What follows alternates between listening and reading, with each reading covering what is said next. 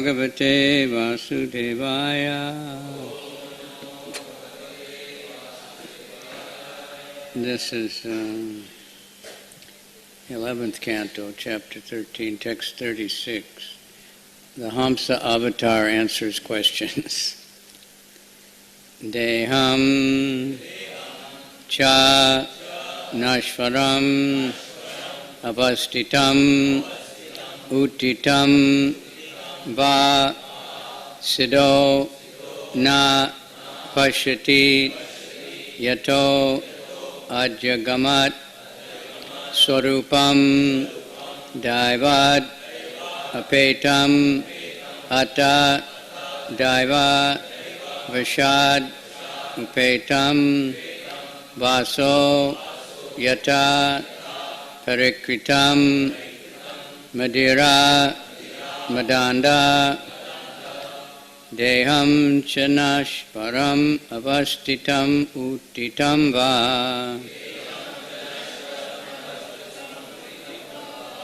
siddho na pashyati yato yagamat swarupam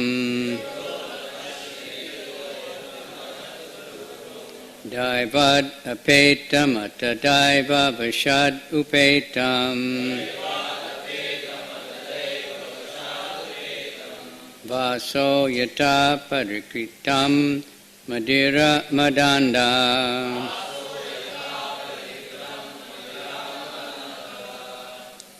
Okay, others?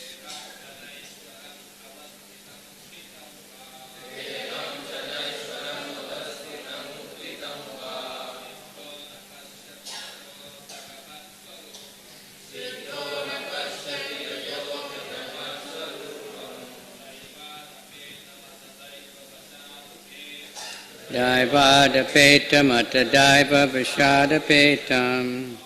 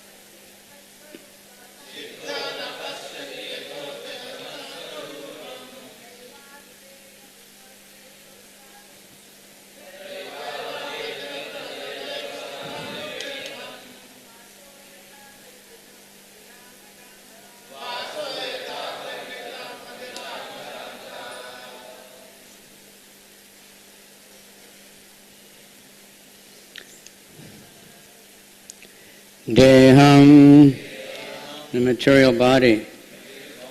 Cha, also.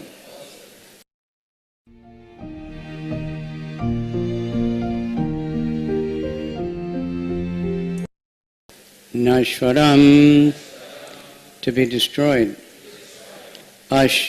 Ashtitam, seated. Utitam, risen. Va, or. Siddha, one who is perfect. Napashyati, does not see. Yata, because. Ajagamat, he has achieved. Swarupam, his actual spiritual identity. Daivat, by destiny. Apetam, departed. Ata, or thus.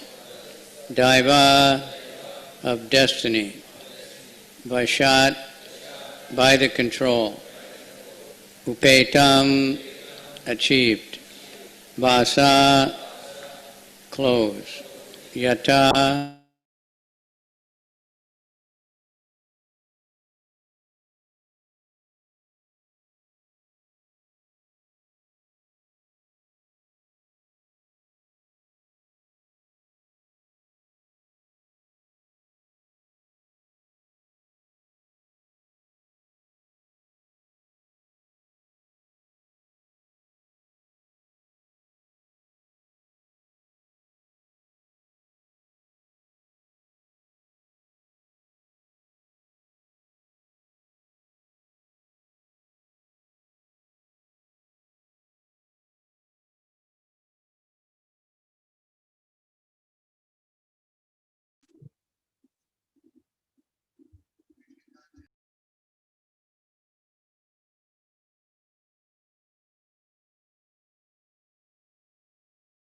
in the material world as the goal of his life. He is constantly engaged in the service of the Lord and knows that the temporary body and flickering mind are material. By superior intelligence in Krishna consciousness, he remains engaged in the Lord's service.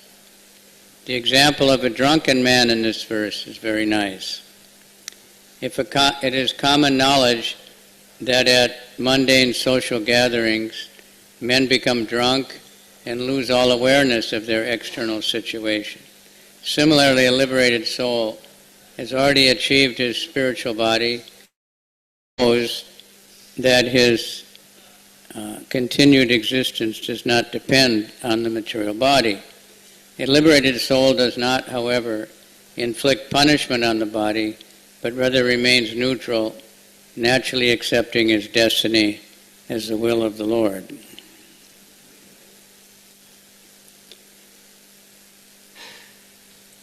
Om Jnana Timirandasya Gananjana Shalakaya Chaksurmilitanyena Tasmai Shri Gurave Namaha.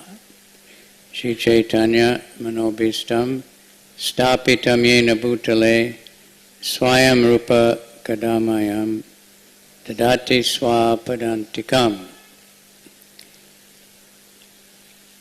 Vandeham Shri Guru Shri Yuta Padakamalam Shri Gurun Vaishnavamscha Shri Rupam Sajajatam Sahagana Raghunathanvitam Tam Sajivam Sadvaitam Savadutam Parijana Sahita Krishna Chaitanya Devam Shri Shri Radha Krishna Padan Sahagana Lalita Shri Vishakan Vitamscha.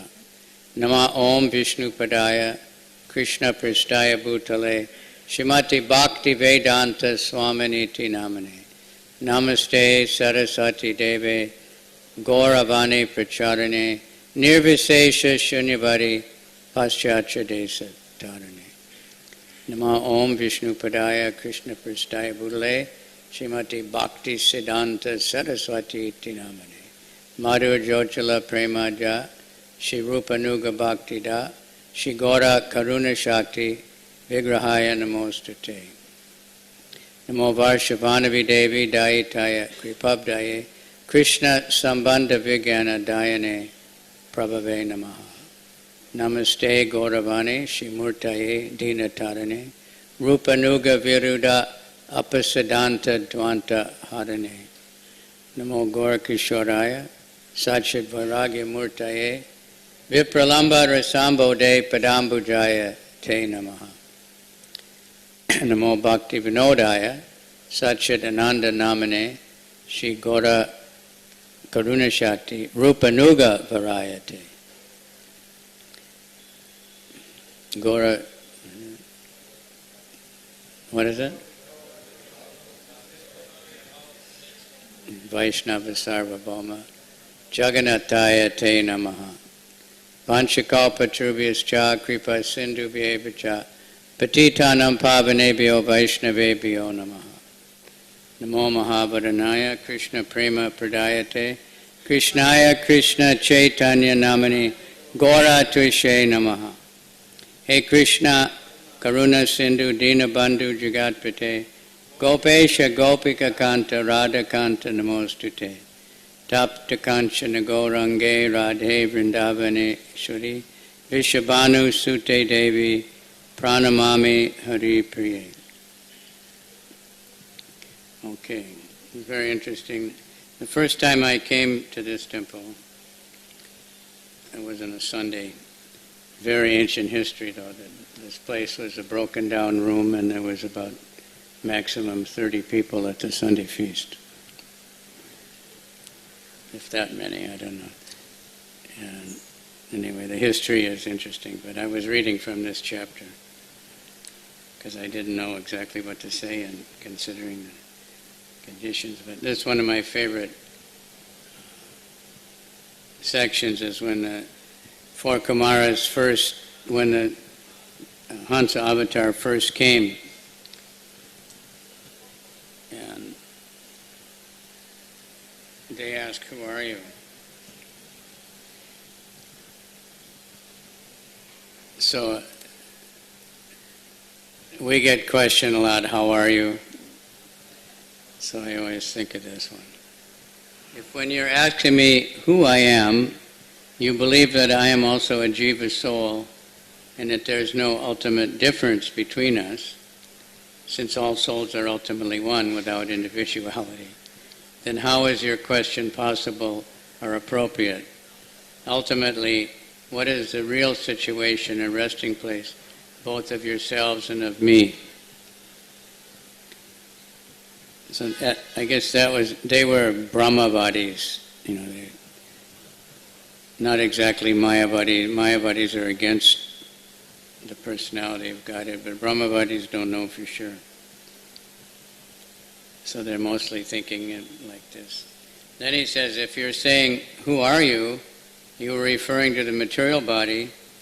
I must point out that all material bodies are constituted of 5 elements, namely earth, water, fire, air, and ether. Thus you should have asked, "Who are you 5? If you consider that all material bodies are ultimately one, being constituted essentially of the same elements, then your question is still meaningless, since there would be no deep purpose in distinguishing one body from another. Thus it appears that in asking my identity, you are merely speaking words without any real meaning or purpose." So he started out by,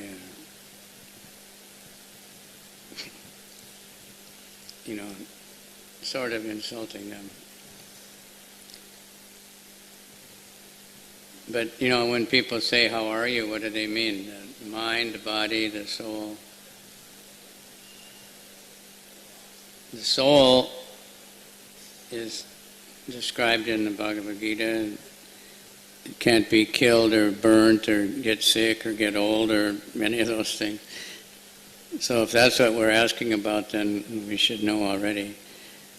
The mind is flickering and unsteady and always disturbed in Kali Yuga. And the body is full of the threefold miseries. Sometimes we think it's all right, right? We get an illusion and think, I'm fine, right?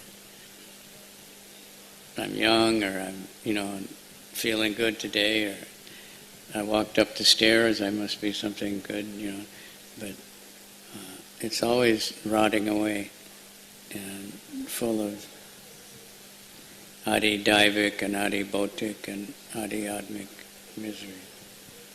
But when one is self-realized, it's just as an interesting example. I don't know if any of you have ever been drunk, because I know in India everybody's, religious and follows all the principles. Actually, India is the world's champion whiskey consumers now. But, they have more people. Even quite a few more than China now. But they're coming up in many ways. And spiritually also, in Krishna consciousness, they're also way ahead of everybody. So a drunken person is not aware so much of whether he's cold or hot or clothed properly, or it can do anything practically. I saw in Tokyo one time, there was a drunken guy, and he was really drunk. The police in Japan, they're very super polite, it's quite interesting. So this guy was standing, and he just kind of... High-speed reimbursements via app. And he just went roundabout, And so the policeman said, they helped him get up. I'm fine, but no problem, I'm all right. So they let him alone. And after a while, boom, again. And again, the next time he fell, and he broke his nose or what, but he was bleeding all over. I'm fine, no problem, leave me alone, I'm all right, So that's a condition. Now, most people, it's like we say, daydream and night dream. Even if they're awake, they're an illusion, they're just dreaming, because they're just relating to the body, which is a worst condition. So we're like intoxicated anyway. I'm fine, everything's all right. This is the stupidity of it, especially the Sudras. I heard one old song in America that they have one type of music called country western, and it's a Sudra oriented. I got money in my pocket and gas in the tank, everything's all right. It's better than having money in the bank. They get Friday night and I just got paid, no problem, and Saturday they're broke, Saturday morning. Friday night they're partying, they're buying drinks for everybody and being popular, and then the next morning they're sick and no money left, only to get back to work again on Monday. But I'm all right. I got a car, I can do whatever I want, I got a nice family, but so they're intoxicated in that way. Mada, madness. These are the enemies of the conditioned soul. Lust, anger, greed, envy, and madness. Mental disease, but they don't know it. Even the most, seemingly okay person, they're intoxicated. They're thinking I'm this body, and everything is all right. Some people have a so-called religion, like in America. They think they're Christians, and they just think I'm going to heaven. No such thing as hell, or Jesus saved me, or something. Sahajas are thinking like that. I pray, I do my pious activities, or I'm a good person, no problem. But as long as we're thinking with this body, then we're just,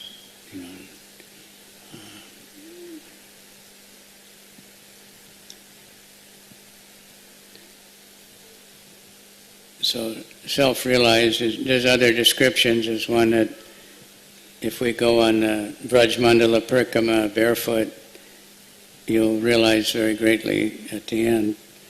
It says just like if a man has good shoes, then he doesn't feel the thorns and stones and everything. So if you walk barefoot around Vraj for 1 month, and then you put on your shoes, you'll understand this.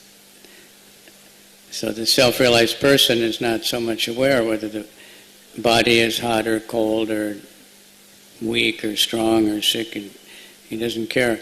But it doesn't mean he just like for Prahlad it says he never thought about getting dressed or eating or anything, and just went on automatically. Krishna he never had to think about it, making plans. Like, I remember when I was in high school, I would lie down in the bed and look at my closet and be planning, what clothes I would wear the next day. How I would match up my socks and my shirt and, whatever I was thinking. So, this foolishness. But the self-realized person is not like they don't take care of it. They don't have to think about it. It just goes on automatically. It's faith in Krishna. You don't notice the pains and pleasures. They're there, but we don't get controlled by them. Yesham twantikatam papam jananam punya karmanam te dvanda moha nirmukta bhajanti mam dhritavrata. When we can conquer over the dualities, dvanda, and we have many dualities that are listed in the Srimad Bhagavatam, in the Bhagavad Gita especially, starting with heat and cold and happiness and distress. And all the other dualities are just because we think something will give me happiness and something else won't, right? If I get money, I'll be happy. If I can go here or there, I'll be happy. If I can get this object of my senses, then I'll be happy. If I don't get it, I'll be unhappy. If I get something else, So we get controlled by those things. But they're all temporary conditions. What makes us happy, like now, it's hot, so maybe we like to have a fan. Think I'm fine, I got a fan. I got electricity, no problem, right? Have air conditioning. In India especially, we like air conditioning. I remember when I was going around to offices, I would take a big chutter with me, because in every office they had 2 air cons going, and it was about 30 below, and outside was like 40, but pretty weird, but it's crazy, In Japan also in the summer it gets very hot, but you get on the subway and it's really cold. They had to make a few cars that aren't so cold because the old people couldn't take it, And in the winter it's quite cold outside. If you go in a department store or something, it's like, and you have all these jackets on and everything from outside, and then you go inside and it's so hot. Everybody gets sick. The constant changing climates. Normally the climates change, a few times a year, but nowadays it's changing so many times every day. That when the opening of the Vrindavan temple, the first class Prabhupada gave was at night in the temple room. Otherwise it'd been total chaos, getting everything ready, and they had all this stuff going on with the deities. The deities were all out all over the place, and all these Brahmins. So nothing was going on in the morning. So he asked a few things. He asked for first canto. Nobody could find a book. And then the fan that's like there, it was going ka-chunk, ka-chunk, ka-chunk, ka-chunk, and nobody could find the switch. The switch is inside the Pujari room. So, and nobody knew anything about the temple, so they were running all over trying to turn off this fan. Finally, they turned off the fan. They said, Prabhupada, we don't have a first canto. He said, okay, bring the Bhagavad Gita. And he said, we'll read chapter 9. He said, if you read chapter 9, you can become free from envy. Interesting concept. If anybody's envious, most of us, we get asked a lot, how do we get free from envy? By becoming Krishna conscious. That's the answer to all these how-to. So Prabhupada said, see, we have this fan, so we think, no problem, I have a fan. So I'm not suffering from the heat. But we have the fan because we're suffering in the first place. If you weren't suffering, you wouldn't need the fan, you wouldn't need the air conditioner, you wouldn't need the heater. You don't need that ever, but in the north, where I come from, the summer is very, very hot, the winter is extremely cold, dualities. And my family would take holiday to Florida in the winter. And at that time, Americans, they didn't travel so much, And the people in Florida, they snow, what's that, And we'd come back and say we were swimming. How can you go swimming in the winter, Didn't know that there's different winters.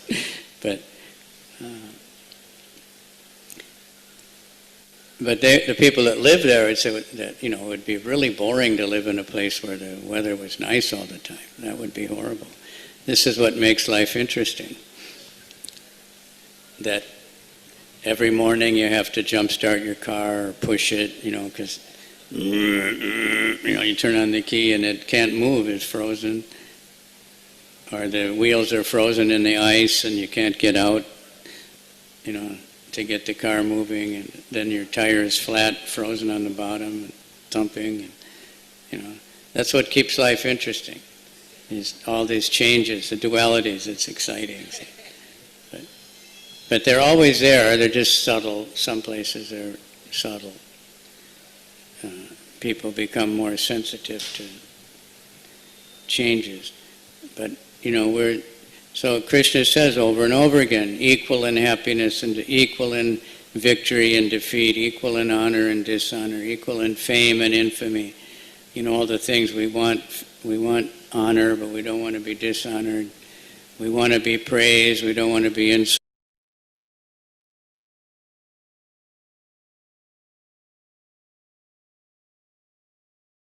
insulted, right? Who wants to be insulted, Except for Bhaktisiddhanta Saraswati. Because it might help you, be a little humble, but... and then no matter what we're trying to get out of the mature world, it doesn't always happen.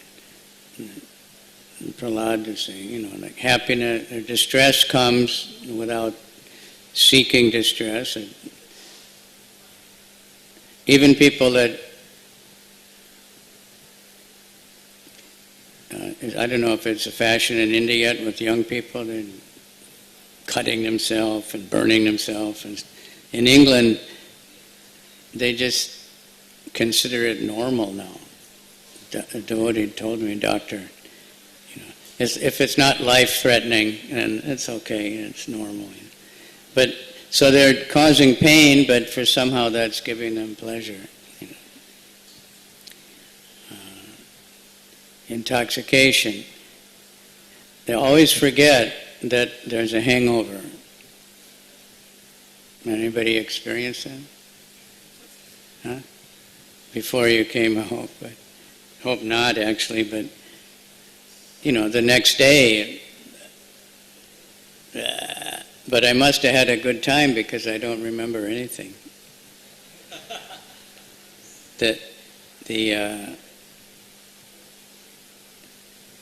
On the bed, I took the sheet off the bed in Kanpur, and there was just a thin cover on the mattress, but the sign said, "Sleep Solutions for a Blissful Night." That you can be completely unconscious, and that's called bliss. Right? The word bliss, I think, I knew the word. I had a big vocabulary, but I never heard anybody talking about bliss until I met devotees. And then they were always talking, bliss, ecstasy, it was like devotees are saying that all the time. So it's become a common word now. We saw one shop in Delhi on the Rath Yatra, Ananda Mattress Shop. 8 hours of bliss. Because life is so miserable, they're suffering so much. So if they can just sleep, like devotee Prabhupada said, I don't like to sleep. I don't like sleep. Of course, Prabhupada didn't really sleep like we do, but we have to sleep, sufficiently to enable to function. So even sleeping for devotees is service, because we have to take care of the body so that it can work the next day, so we can chant. If we don't sleep enough, we'll be, they do all these experiments, and your memory goes way down, and your ability to learn goes way down. So many things go wrong when people, and now many people never get enough sleep because they have to work so much, and so much anxiety, or they have to be on the internet all night. It used to be television. When I was a kid, I would watch the late night television, but it ended at 12, so it wasn't so bad, Now there's no end, and everything is 24 hours. They're desperate to fill up the time, So we need to transfer that desire to Krishna, keep busy in Krishna's service. Have, push. The materialists say get out of your comfort zone. Do something that's a challenge. Of course, just being a devotee is a challenge in the material world, but, take on more. Krishna is very kind, so he'll usually push us, you have to get this done. Prabhupada was always pushing, Devotees would come and proud they've done something, and then he'd say, you should do twice as much. You should double it. Otherwise we get lazy. You think I'm all right, But how to get to the self-realized stage, because it's not like we can't ignore the heat or the cold. Here we don't get cold, but if you go to Vrindavan in the winter, then it gets very cold, So you need to have proper clothes and underclothes and socks and all these things that you don't need here. You have to travel with these things, because going from one place to another, climates change, and the external situation's always changing, You never know what's going to happen next, So that, they have 24-hour weather reports. Some guy really excited telling you, here's the weather in Tokyo and here's the weather in Los Angeles. What does it mean to you? But unless you're going to go there. But it might change by the time you get there anyway. Just happened to me recently. I was in Israel, so the weather was pretty good. And then I went to Greece, which is just very close. The day I left, it was 35 degrees there, and when I got there, it went to 15. And huge wind and rain the whole time for 3 days. The day I left, it went back hot. So then I went to Dubai, where it was really hot, 45 or something, and then I went to Japan, and it was one day hot, the next day rain and cold, and so you can't get too worried about these things, all these dualities. So that we just know, okay, this is life, You do the same thing like book distribution. I don't know here, but one person will say, oh, this is great that you're doing this, this is wonderful. Thank you. You made my day, The next person, screaming at you and saying, you're rascals, you people, all you do is harass people, and calling the police and screaming, get this guy out of here, right? So which one are you going to take seriously? You have to, it's kind of easy sometimes to ignore the insults, but the praise is difficult to be neutral about it. But it's all just life, you don't know what's going to happen. No matter what you do, somebody's going to like it, somebody's not going to like it. You can't please everybody. You can't please your own mind, because it's flickering and unsteady. But we want to come to that condition where we just steady, nishta, fixed up, that no matter what the external conditions are, we just go on trying to serve Krishna, not deviating. How we serve, depending on time and circumstance, everything changes all the time. Different conditions in the mature world change, but really nothing changes. People are saying, we had one woman in China, she contacted devotees for a little while, learned a little bit, and then it became like she got a following saying, well, that Krishna spoke the Bhagavad Gita 5,000 years ago, but that now is so much different, so I've written the modern version of it. And she wrote this totally crazy book. Of course, I was lucky I couldn't read it, but just from the picture, she had pictures of, our acharyas. She had Chairman Mao and Stalin and Hitler, everybody all mixed in, just completely insane. But she got a following, by saying that. And they do the same thing, that Jesus was 2,000 years ago, now it's obsolete. Buddha, that's also, they're going to change. But nothing has really changed. The three modes of nature are still the same, right? But maybe the mode of ignorance is more prominent now. But it's still, and sometimes there's a mode of goodness, sometimes there's passion. They get mixed up, they're always competing. What the needs of the living entities, that anyone who has a material body, eating, sleeping, mating, and defending, it hasn't changed. Right? And people more and more want to defend. They want to defend themselves if someone doesn't agree with them,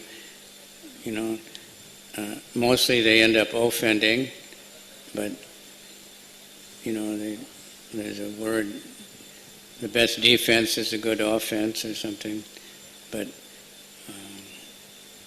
I know I hear your exalted speakers, they're always talking about cricket, and I don't know anything about cricket, so I can only give examples from American sports, which you don't know anything about. But, you have to have both. Say in cricket, I guess it's like baseball. If you have really good hitters, but you don't have any bowlers, then you're not going to do very good, because the other team is going to score so much. You have to have a defense also. But eating, sleeping, mating, and defending, and fearing.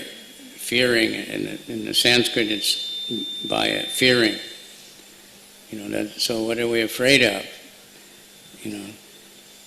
People are fearful. Nowadays, more and more fearful. Countries have to build up their military, making newer and better weapons, and politicians are fearful of the vote, and they have to tell all kinds of lies to try to attract people. People are ultimately afraid of death, but they won't even admit that. And if you look on the internet, phobia, what phobia, anybody know? What's the definition of it? It's like an unfounded, intense fear. And they have phobia of everything. There's just long lists.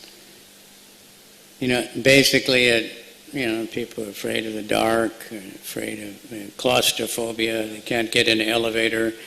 They feel like, they're going to get smashed in the room, and fear of religion, fear of everything. They have Latin names or something. But that's, psychological condition. People are fearful of spiders, or fearful of dogs, and, fearful of a crowd, fear of flying, fear of anything, So this is eating, sleeping, mating, and fearing. You have to eat. You're afraid you're not going to get food, or you're afraid you're going to eat too much food, or you're going to get the wrong food, Eating, sleeping. You have to sleep. It's a huge business. Sleep shops, sleep clinics in America, they're all over the place. I saw some years ago the Jaslok Hospital. They opened the first sleep clinic in Bombay. That was a big event. The people can't sleep. And, they try to help us to sleep without medication. But they tell people, well, turn off your cell phone. No, I can't do that. I might get an important call in the night. Okay, then we can't help you, right? No, you have to help me. No, you take the medicine, So turn off the lights, turn off the television, So people are suffering. It's in the Bhagavatam. They can't sleep. They're in so much anxiety from the day. And their body is so disturbed. So then if you can't sleep, everything goes wrong. So we need to seriously, take care in living in this mature world, and get it right. A devotee is not afraid of anything because he knows Krishna is protecting him.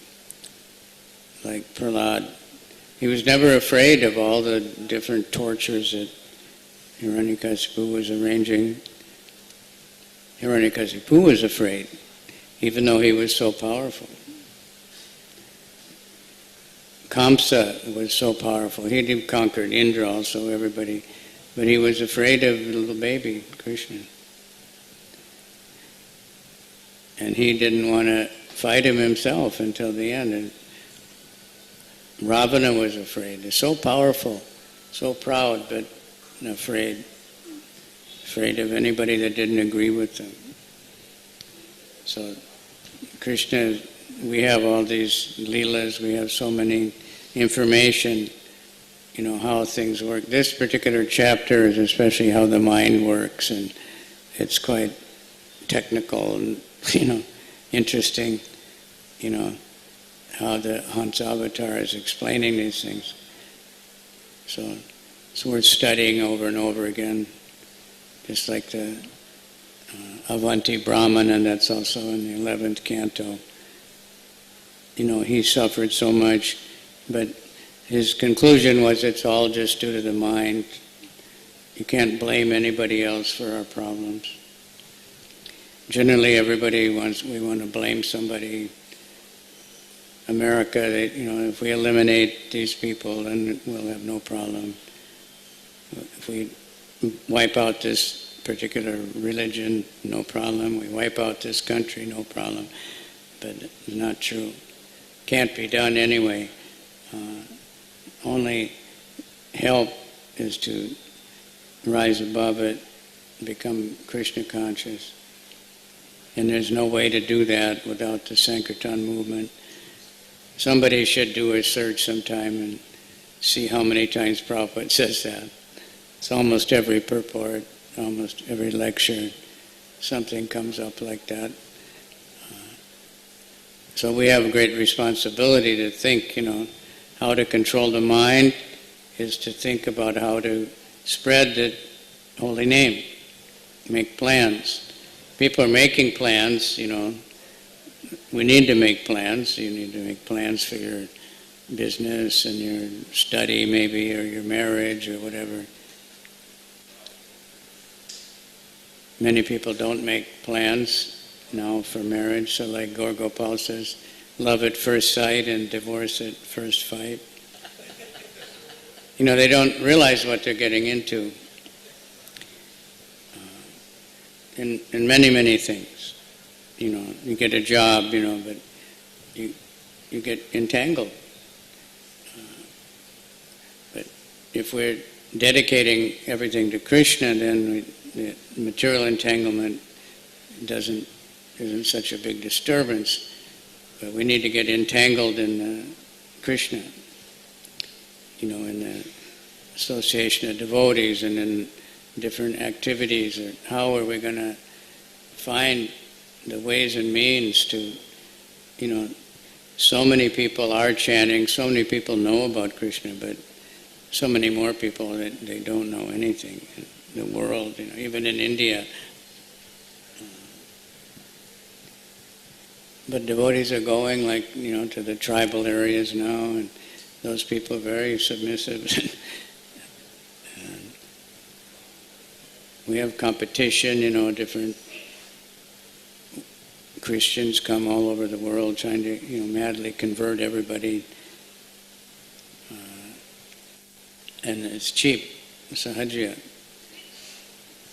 We're offering, but most people just kirtan. The more we give kirtan, the more we find ways and means to promote the holy name, make it blissful, festivals or whatever, internet, and we can